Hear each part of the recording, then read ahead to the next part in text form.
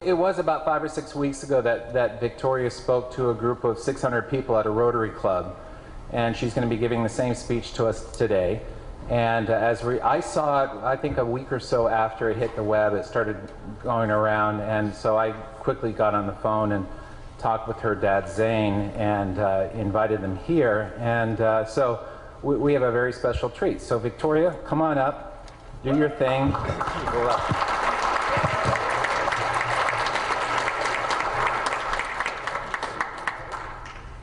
Have you ever wondered why Canada is in debt? Have you ever wondered why the government forces Canadians to pay so many taxes? Have you ever wondered why the bankers from the largest private banks are becoming wealthier and the rest of us are not? Have you ever wondered why the gross national debt is over $800 billion? Or why we are spending $160 million a day on the interest of the national debt? That's $60 billion a year. Have you ever wondered who receives the $60 billion? What I have discovered is the banks and the government have colluded to financially enslave the people of Canada. I will share with you 3 important points of reference which will hopefully spark enough interest and concern for you to continue the research on your own and to engage your government to stop this criminal act against the people of Canada. First, we will briefly examine the Bank of Canada.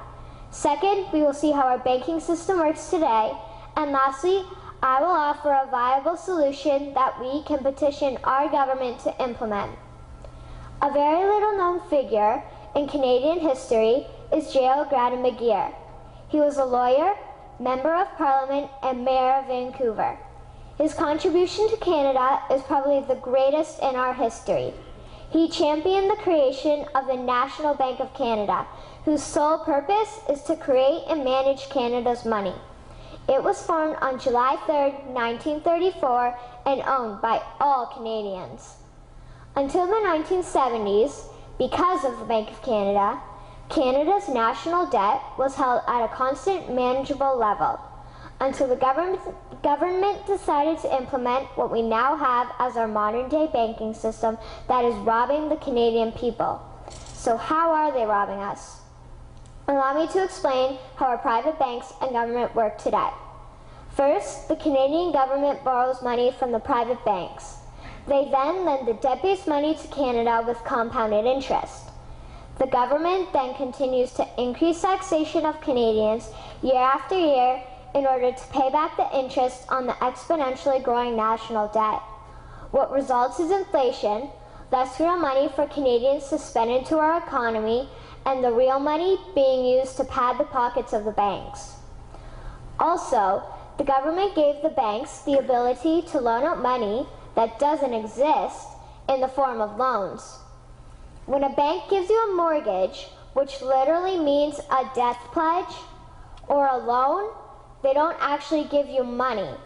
They click a key on a computer and generate the fake money out of thin air.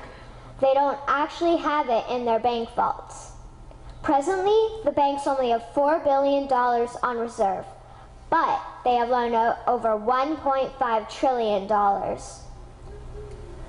To quote Graham Towers, each and every time a bank makes a loan, a new bank credit is created. New deposits, brand new money. Broadly speaking, all new money comes out of a bank in the form of loans. As loans are debt, then under the present system, all money is debt. What I find interesting is even Jesus, in Matthew 21, drove out the money changers in the temple because they were manipulating the currency to steal money from the people. The private banks are just like the money changers in Matthew 21. They are defrauding and robbing the people of Canada, thus their freedom, and they need to be stopped. How should the banking system work? In an infamous interview, Mr. McGeer asked Mr. Towers, "Can you tell me why a government with power to create money should give that power away to a private monopoly and then borrow that which Parliament can create itself back at interest to the point of national bankruptcy?" Mr. Towers replied, "If Parliament wants to change the form of operating the banking system, then certainly that is within the powers of Parliament. In other words, if the Canadian government needs money, they can borrow it directly from the Bank of Canada. The people would then pay fair taxes to repay the Bank of Canada. This tax money would in turn get injected back into our economic infrastructure and the debt would be wiped out. Canadians would again prosper with real money as the foundation of our economic structure and not debt money. Regarding the debt money owed to the private banks, such as the Royal Bank, we would simply have the Bank of Canada print the money owing, hand it over to the private banks, and then clear the debt with the Bank of Canada. And yes, we have the power and lawful right to do so. In conclusion, it has become painfully obvious, even for me, a 12-year-old Canadian, that we are being defrauded and robbed by the banking system and a complicit government. What will we do to stop this crime? What will we do to ensure that the next generation will live free and clear of the debt-based economy that enslaves them to the banks? Margaret Mead said the following, and I hope that all of you remember this. Never doubt that a small group of people can change the world. Indeed, it is the only thing that ever has. Thank you.